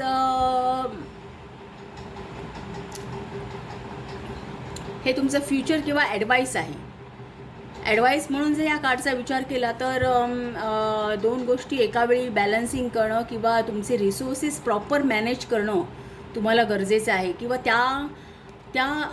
त्या सिच्युएशनमध्ये सुद्धा ही आता हे सुद्धा खवळलेलं पाणी आहे, पण त्यामध्ये सुद्धा सगळ्या गोष्टी त्यांनी अलाईन केलेल्या आहेत, त्या लाईनमध्ये आहेत त्याच्या सगळ्या गोष्टी. आणि तो जे काय करतो आहे ना, भले त्याला 2 गोष्टी एका वेळी हँडल कराव्या लागतात, त्याला स्वतःचं कौशल्य वापरावं लागतं, पण तरीसुद्धा एक प्रकारचं लईमध्ये तो सगळ्या गोष्टी करतो आहे, एन्जॉय करतो आहे. एक मेरीमेंट पण, ही भावना पण या चित्रामध्ये दिसते, की मागचं हे जहाज आहे ना, हे पाण्यावरती हे कसंही म्हणजे वर खाली इतकी सिच्युएशन आजूबाजूची मे बी खवळलेली असू शकते, पण त्यामध्ये सुद्धा एक स्वतःची विल पॉवर टिकवून ठेवून त्यातही स्वतःला त्या सिच्युएशनमध्ये एक आनंद आणणं, आनंदाने सगळं काही करणं, हा एक ॲडवाईस आहे. मग मे बी तुमची सिच्युएशन किती एक्झॉस्ट करणारी असू शकते, पण त्यामध्ये सुद्धा तुम्ही थोडंसं ग्रेसफुलपणा आणणं गरजेचं आहे, असं काहीसं हे कार्ड दाखवतं 2 ऑफ पेंटॅकल्सचं. म्हणजे पेंटॅकल्स हे मॅनिफेस्टेशन आहे. मग तुम्हाला जे काही मॅनिफेस्टेशन करायचं आहे, मे बी तुम्हाला एकापेक्षा एका वेळी जास्त गोष्टी पण कदाचित तुमची जे रिस्पॉन्सिबिलिटी जास्त असू शकतात, एकापेक्षा जास्त असू शकतात. त्यामुळे कदाचित तुमची तारेवरची कसरत होत असेल, पण त्यातसुद्धा तुम्ही आनंद शोधण्याचा प्रयत्न करा किंवा एक सगळ्या गोष्टी अलाईन करण्याचा प्रयत्न करा असं कुठे. आणि त्यातही आपलं रेड कलर आहे त्याचा पूर्ण, म्हणजे एक त्यातही आपलं चैतन्य मनामध्ये, एक मनामध्ये विल पॉवर जागृत ठेवणं, त्यातूनही आनंद मिळवण्याचा एक क्षण शोधणं, असं काहीसं हे कार्ड सांगतं. जर ॲडवाईस म्हणून आपण या कार्डचा विचार करतोय तर.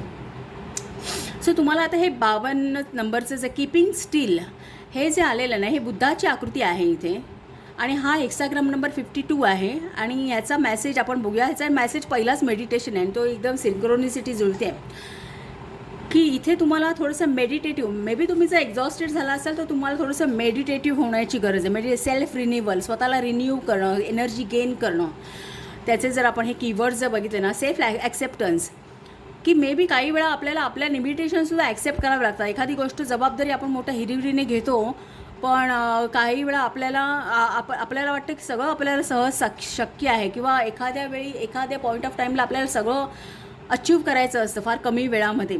तर तिथे कुठेतरी आपल्याला लिमिटेशन्स आपले जाणून घेणं, आपले लिमिटेशन्स स्वीकारणं, किंवा एखाद्या गोष्टीला हवा तेवढा वेळ देणं, हे सेल्फ ॲक्सेप्ट म्हणता येईल. डिटॅचमेंट, कदाचित निगेटिव्ह गोष्टींपासून डिटॅच होणं, यासाठी हा इथे.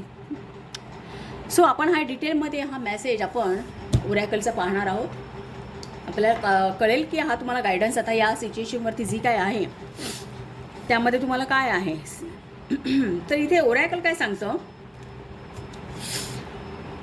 की बऱ्याच ट्रेडिशनमध्ये एखादे माउंटन्स हे कशाचं प्रतीक असतं की हे बुद्धाच्या स्वभावाचं प्रतीक आहे. माउंटन हा बुद्धाचा. इनफॅक्ट लोक जे साधू आहेत मोठे मोठे, ते त्यांना जेव्हा मेडिटेटिव्ह स्टेटमध्ये यायचं असतं, किंवा एक शांतता हवी असते, किंवा काही जे काय अचीव करायचं असतं त्यांना योगामध्ये, तर ते माउंटनवरती जाण्याचा, किंवा ती प्लेस अशी आहे की तिथे तुम्हाला ते इतक्या झटकन अचीव करता येण्यासारखं आहे. सो इथे काय म्हटलं आहे की बऱ्याचशा ट्रेडिशनमध्ये माउंटन हा बुद्धाचं नेचर सिम्बलाइज करतं, की सगळ्यांपासून अलिप्त, डिटॅच असलेला एखादा मोठा डोंगर, की एक म्हणजे जगरहाटीपासून फार दूर आहे. त्याचा तिथल्या सगळ्या गोष्टींचा आणि इथल्या शांततेचा, स्तब्धतेचा काही कुठूनही संबंध येते, सगळ्यापासून अनअफेक्टेड अशी एखादी जागा असं म्हणता येईल.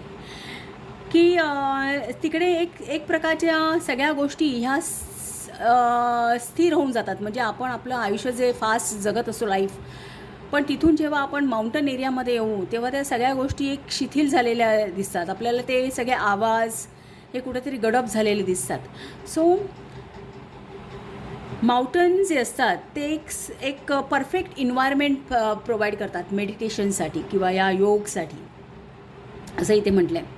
की तिथे फक्त आपण सिम्पली बसून एक आपली बॉडी रिलॅक्स करून, एक आपल्या पाठीचा कणा स्ट्रेट करून, अपराईट करून, एक आपले डोळे बंद करून, एक शांतपणे आपलं पूर्ण अटेन्शन आपण आपल्या बाह्य वातावरणातून आपल्यामध्ये, आपल्या स्वतःमध्ये आपण आणू शकतो, इझिली आणू शकतो. आणि हे कशामुळे शक्य होते? त्या तिथल्या स्टिलनेसमुळे, तिथल्या शांततेमुळे, तिथल्या स्तब्धतेमुळे.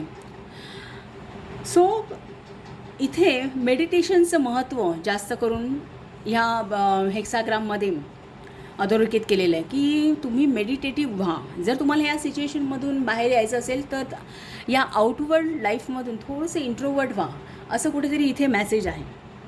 सो इथे म्हटलं आहे की एक मेडिटेशन हा एक प्रकारचा पॉईंट ऑफ रेस्ट आहे, की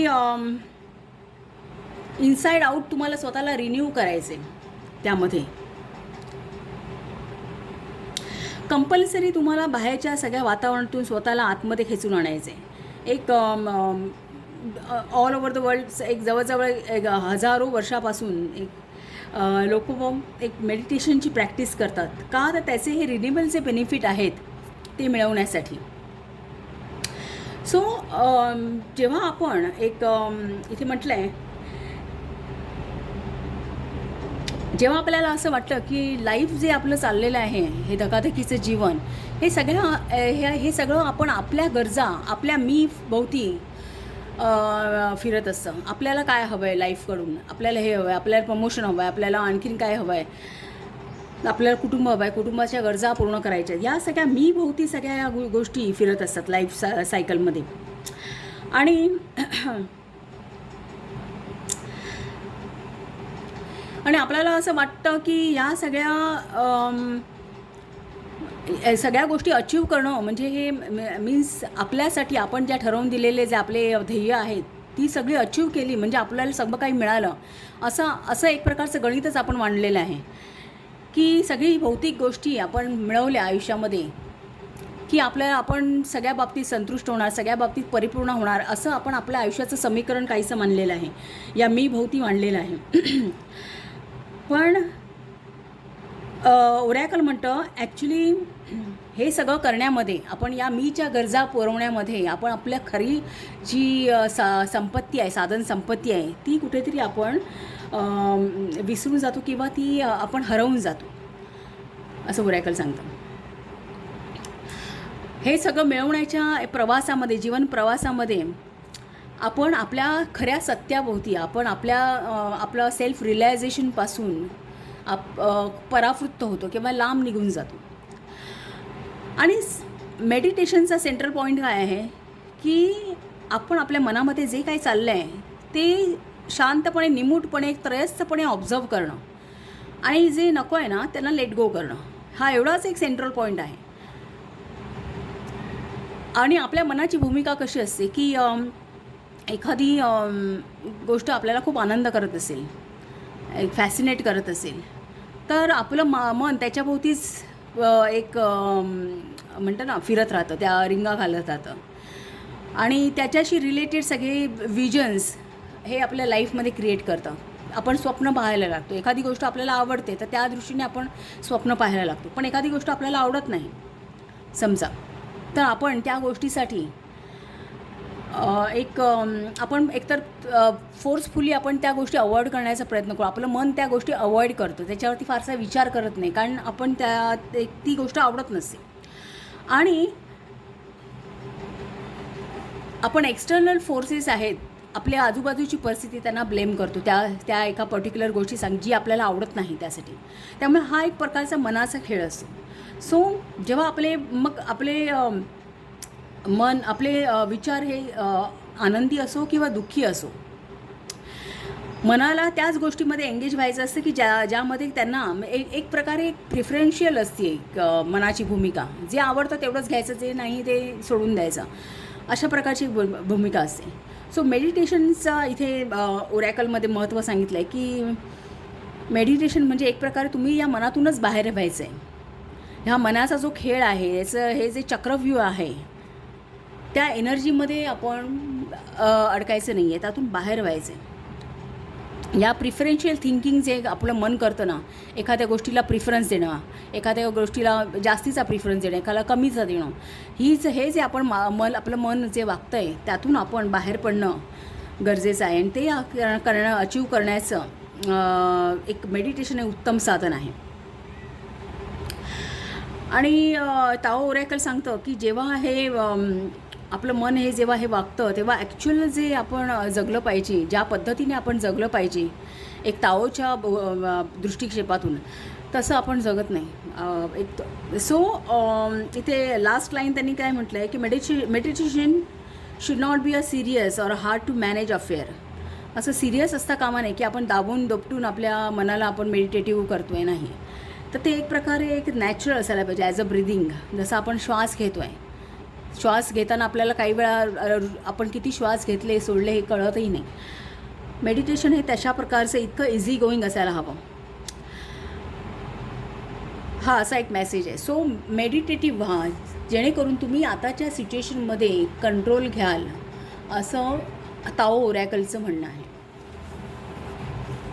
किंवा मेडिटेशन हा तुमच्या आयुष्याचा एक भाग होऊ दे, तो ॲज अ नॅचरल होऊ दे, असं ताऊचा सल्ला आहे.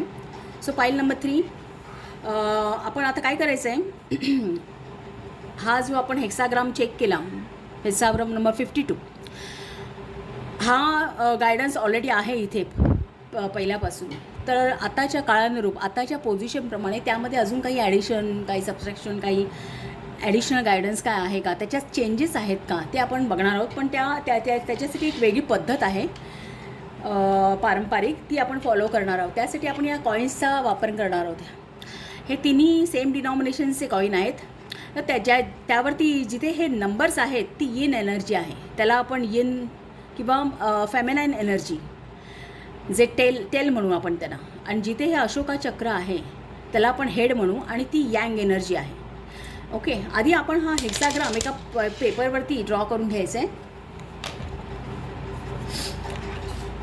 हा ऑलरेडी हेक्साग्राम तुम्हाला आलेला आहे. तर आता ह्याच्यामध्ये काही चेंजेस आहेत का हे बघण्यासाठी आपण दुसरा हेक्साग्राम ड्रॉ करायचा आहे.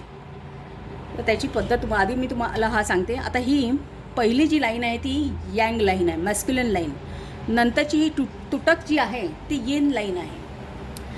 पुन्हा एक तुटक लाईन आहे. या 3 लाईन्स आहे, प्लस एक यंग लाईन आहे. नंतर परत 2 तुटक लाईन्स आहेत. म्हणजे यंग 2 यिन, परत यंग 2 यिन, अशा प्रकारचा हा हेक्साग्राम नंबर 52 आहे. आता ह्याच्यामध्ये आपल्याला चेंजेस होत आहेत का पाहायचे. तर मी इथे 6 वेळा कॉईन्स ड्रॉ करीन. जेव्हा सेम सिच्युएशन या कॉईन्सवरती दिसेल, म्हणजे या कॉईन्सवरती आयदर आपल्याला तिन्ही हेड असायला हवे किंवा तिन्ही टेल्स असायला हवे. हेक्साग्राम आपण बॉटम टू टॉप रीड करायचं आहे. आता बॉटम लाईन ही यिन आहे. जर हा चेंज होणारा असेल तर इथे सुद्धा यिन आलं पाहिजे, म्हणजे तिन्ही ठिकाणी टेल आलं पाहिजे. तर आपण समजू ही लाईन चेंज होणार आहे. जर सेम टू सेम आलं तरच चेंज होणार आहे. जर मिसमॅच असेल, हेड टेल असं काही असेल ना, तर ते आपण कन्सिडर करणार नाही. ती lines as it is draw होतील. कसं ते मी तुम्हाला सांगते. आता बॉटम लाईनपासून आपण पाहूया.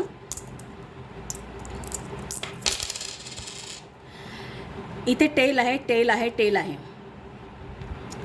ही बॉटम लाईन टेल आहे, टेल आहे. तिन्ही ठिकाणी टेल आले आहेत, म्हणजे ही लाईन चेंज होईल.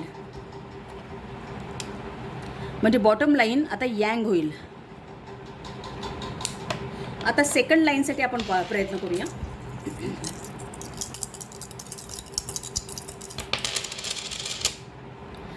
हेड टेल टेल मिसमॅच आहे, त्यामुळे ॲज इट इज आपण ड्रॉ करणार आहोत.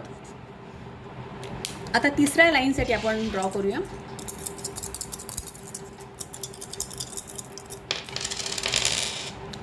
हेड हेड आणि हेड. आता तिसरी लाईन हेड, म्हणजे तिसरी लाईन यंग आली आहे, आणि इथे सुद्धा यंग आहे. सो ही लाईन चेंज होईल. ही जी सरळ आहे ती इथे तुटक होईल. ओके, पहिल्या दोन्ही पाईल्समध्ये काही चेंजेस नाहीत, फक्त याच पाईलमध्ये चेंजेस आहेत. हेक्साग्राम चेंज होतो आहे. आता लाईन नंबर 4मध्ये काय चेंजेस आहेत ते पाहूया. टेल टेल आणि टेल. इथे सुद्धा टेलच, म्हणजे यिन एनर्जी आहे. सो ही लाईन चेंज होईल. ही लाईन स्ट्रेट लाईन. आता लाईन नंबर 5साठी आपण ट्राय करूया.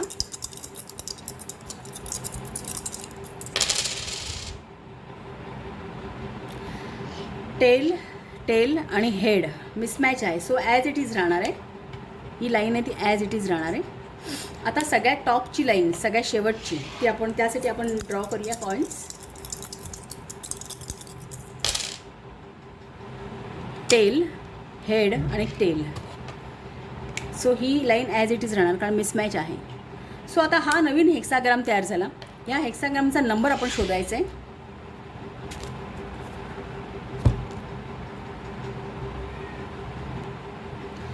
वरच्या ज्या 3 लाईन्स आहेत, अप्पर 3 लाईन्स, ह्या यंग यिन आणि यंग आहे. सो आपण अप्पर लाईन्ससाठी इथे आहे यंग यिन आणि यंग. ओके, सो हा कॉलम आपण रिफर करणार आहोत.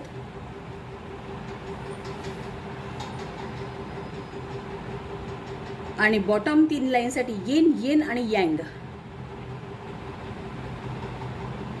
येन येन आणि यँग. सो हे दोन्ही मिळत आहे तिथे. Hexagram number 21. सो आताचा तुमचा नवीन हेक्साग्राम हा नंबर 21 आहे. सो आपण तो बघायचा आहे.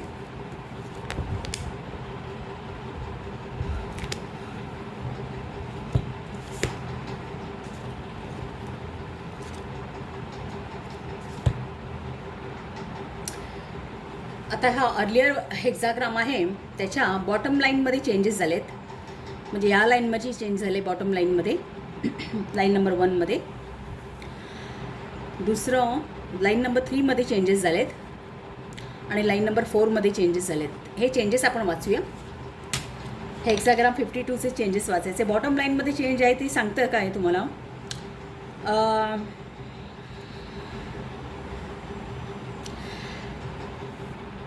बॉटम लाईन सांगते की आताचा जो मोमेंट आहे, आताचा जो क्षण आहे, तर तुम्हाला एक तुमच्या लाईफबद्दल ओव्हरव्ह्यू घेण्याची गरज आहे की काय गरजेचं आहे हे जाणून घेण्याची गरज आहे.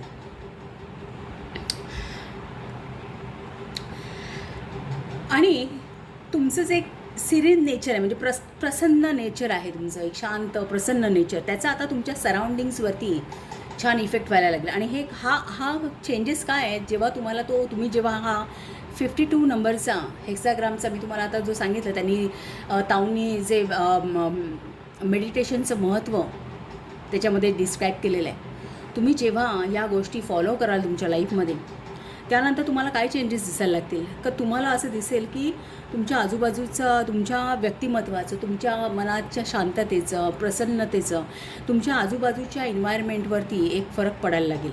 आणि तुम्हाला आता एक काय गरजेचं आहे त्या परिस्थितीमध्ये, याकडे तुम्ही एक व्यवस्थित लक्ष देऊ शकता. दुसरं लाईन नंबर 3 आहे. लाईन नंबर 3 सांगतं, इथे लाईन 3 सांगते तुम्हाला की मेडिटेशन करताना कुठल्याही पद्धतीचं तुम्ही जर अननॅचरल फोर्सेस वापरले किंवा तुम्ही तुमचं माइंड रिप्रेस केलं, सप्रेस केलं, ते करण्यासाठी जाणीवपूर्वक करण्याचा प्रयत्न जेव्हा तुम्ही करताय, तेव्हा एक प्रकारे तुम्ही एखाद्या तुमच्या मनाला एखाद्या म्हणतात ना की पिंजऱ्यामध्ये बंद करून ठेवाल. आणि तेवढंच जेव्हा तुम्ही त्याच्यावरचा कंट्रोल तुमचा निघेल किंवा काय तुमचं दुर्लक्ष होईल, त्याचवेळी तेच मन तुम्हाला पुन्हा नव्याने खायला उठेल. त्यामुळे कुठलीही गोष्ट मेडिटेशन करताना ही प्रोसेस एकदम रिलॅक्स आणि नॅचरल असायला हवी. कुठल्याही प्रकारचे फोर्सेस तुम्ही वापरायचे नाही आहेत, असा इथे गायडन्स आहे. कारण इथे एक मिसअंडरस्टँडिंग आहे की आपण एखाद्या मेडिटेशन पोजला बसतो, म्हणजे एखादा स्टिलनेस आपण आपल्यामध्ये आणतो जाणीवपूर्वक, तर तसं असता कामा नये. इथे कुठेतरी एक रिलॅक्स आणि एक सगळ्या गोष्टी नॅचरली व्हायला हव्यात, नॅचरल फोर्सेस असायला हवेत, असं इथे त्यांनी म्हटलेलं आहे लाईन नंबर 3मध्ये. लाईन नंबर 4मध्ये काय म्हणताय पाहूया. लाईन नंबर 4 सांगते की जेव्हा तुमचं लाईफ एका स्वतःभोवती फिरत असतं, तेव्हा तुम्ही एक स्वतःच्या आयुष्याला एखाद्या कंपार्टमेंटमध्ये लॉक करता, बांधून ठेवता टाईटली. आणि जेणेकरून कुठूनही त्याला धोका येऊ नये या सगळ्याची भीती, एक तुम्ही विक्टिम मेंटॅलिटी बाळगता. त्यामुळे फिअरफुलनेस किंवा स्वतःवरती विश्वास नसणं, ही भावना त्यामुळे जास्त वाढीला लागते. इथे ओरॅकलचं म्हणणं आहे की लाईफ हे गिफ्ट आहे, म्हणजे एक ॲबंडन्स मध्ये तुम्हाला मिळालेलं आहे की युनिवर्सने सगळं काही तुम्हाला दिलेलं आहे, ॲबंडन्समध्ये आहे. हे कुठल्या एका ठराविक गोष्टीवरती तुम्ही स्वतःला अडकवून घेऊ नका, एक स्वतः चौकटीमध्ये अडकवून घेऊ नका. जेव्हा तुम्हाला हे समजेल तेव्हा एक तुमची जी डिफिकल्ट पोझिशन आहे सध्याची, ती एक रिलीज होईल, असं इथे म्हटलेलं आहे. हां, सो हे काही चेंजेस किंवा हे ॲडिशनल ॲडवाईस आहे, जो अगोदरचा जो आपण ॲडवाईस ऐकला. आणि आता आपण नवीन हेक्साग्राम ड्रॉ केलेला आहे ना, हेक्साग्राम नंबर 21, हा तुम्हाला ॲडिशनल ॲडवाईस आहे. आणि तो हेक्साग्राम आहे, त्याचं नाव आहे बायटिंग थ्रू. हेक्साग्राम नंबर 21 मी शोधून काढतो. Hexagram number 21 biting through. आणि ह्याचे जे कीवर्ड्स आहेत ते आहे टेक डिसिजन डिसेसिव्ह ॲक्शन, एक काहीतरी निर्णयात्मक ॲक्शन्स तुम्ही घ्या असं इथे म्हटलं आहे. Restore order, force applied with sensitivity, justice, tenacious devotion to a task. हा तुम्हाला ॲडिशनल गायडन्स आहे ह्याच्यासोबत. सो आपण हा गायडन्स डिटेलमध्ये पाहायचा आहे.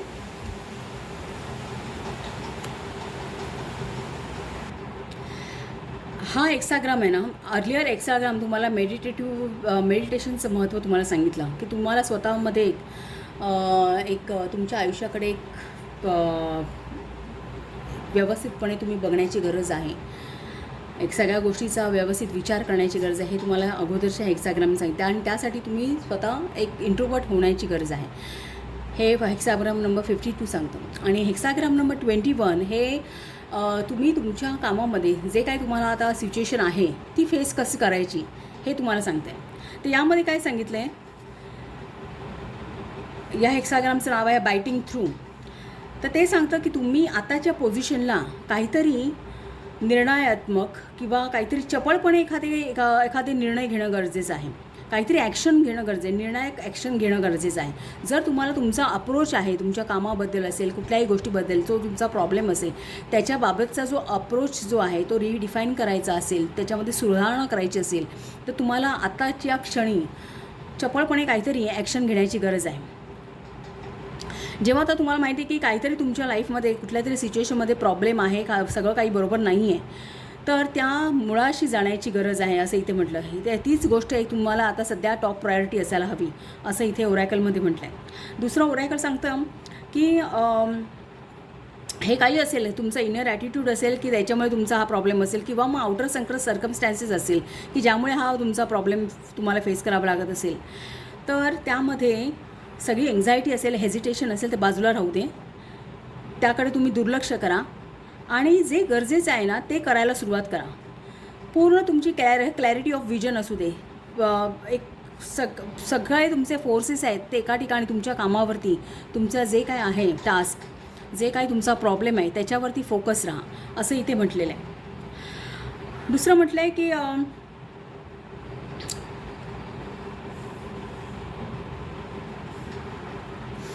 इमोशनली त्याच्यामध्ये इमोशनली एक डिटॅचमेंट असू दे. सगळ्या गोष्टी इमोशनली घेऊ नका, कारण इथे तुम्ही एक किंग ऑफ कप्सचं कार्ड आहे. सो बऱ्यापैकी आणि बॉटम ऑफ द डे टेम्परन्सचं कार्ड असं दिसतं की तुम्ही इमोशनल पर्सन आहात. सो इथे लिहिलेलं आहे की इमोशनल इन्व्हेस्टमेंट जास्त असता कामा नये. त्याच्यामुळे काय होतं, आपण कुठल्याही गोष्टीकडे एक क्लिअरली बघू शकत नाही. ती एक आपली ॲबिलिटी असते ना ती झाकली जाते या इमोशन्समुळे. सो तिथे तुमचा अवेअरनेस असू दे असं तावचं म्हणणं आहे. दुसरं म्हटलं आहे की ही वेळ अशी आहे की तुम्ही जे सत्य आहे ते फेस करायचं आहे आणि ज्या रिस्पॉन्सिबिलिटी तुम्हाला घेण्याची गरज आहे त्याबद्दल तुमचा विलिंगनेस असणं गरजेचं आहे असं इथे म्हटलं आहे. पुढे ताऊ म्हणतं the present time requires surgeon's focus and skill, totality of commitment, clarity of intention and an appreciation of the consequences if the job is left incomplete are essential. जर तुमचं काम काही अर्धवट राहत असेल, सिच्युएशनमध्ये तुम्हाला थोडी प्रोग्रेस घेता येत नसेल, तर त्याचे ते जे कॉन्सिक्वेन्सेस आहेत ते सुद्धा तुम्हाला ॲक्सेप्ट करता आला पाहिजे. तुम्हाला इंटेन्शन तुमचं असलं पाहिजे, टोटल कमिटमेंट असायला पाहिजे. एखाद्या सर्जनची असते त्याप्रकारे तुमचा फोकस आणि तुमचे स्किल्स तुम्ही वापरले पाहिजे सध्याच्या सिच्युएशनवरती असं ओरॅकलचं म्हणणं आहे. दुसरं म्हटलं आहे की त्यांनी तुम्ही एक जे सत्य आहेत, जे फॅक्ट्स आहेत त्याला चिकटून राहा. एक कुठल्याही गोष्टीमध्ये एक घाई गर्दीमध्ये एखाद्या गोष्टीवर कन्क्लुजनला येणे किंवा कुठल्या तरी फॅन्टन्सीमध्ये रमणे, अशक्य असणाऱ्या गोष्टीमध्ये काही वेळा शक्य वाटायला लागतं किंवा त्यामध्ये माणूस रमतो, ते तसं होऊ देऊ नका. तुमचं पूर्ण अटेन्शन डिवोट करा असं इथे म्हटलं. जे काही तुमच्या समोर आहे, जो प्रॉब्लेम असेल, टास्क असेल, काही असेल, करिअर असेल, रिलेशनशिप असेल, ज्याच्यामध्ये तुमचं पूर्ण अटेन्शन असणं गरजेचं आहे. स्टेप बाय स्टेप तुम्ही या गोष्टी तुमच्या आयुष्यामध्ये आणण्याचा प्रयत्न करा. लास्टली इथे म्हटलं आहे की self assurance and determination are the key to implement the changes as thoroughly and painlessly as possible. So एक तुमच्यामध्ये एक डिटर्मिनेशन, सातत्यपूर्ण कष्ट करणं, एखादं डिसिजन, निर्णायक काहीतरी डिसिजन घेणं गरजेचं आहे, असं इथे तुम्हाला हा ॲडिशनल ॲडवाईस आहे. आणि त्यासोबत तुम्ही थोडं मेडिटेशनवरती भर दिला पाहिजे. सो पाईल नंबर 3, तुम्हाला कसं वाटलं रीडिंग ते सांगा, आणि आवडलं असेल ते चॅनलला शेअर करा, सबस्क्राईब करा, लाईक करा, आणि असेच पाहत राहा. थँक्यू.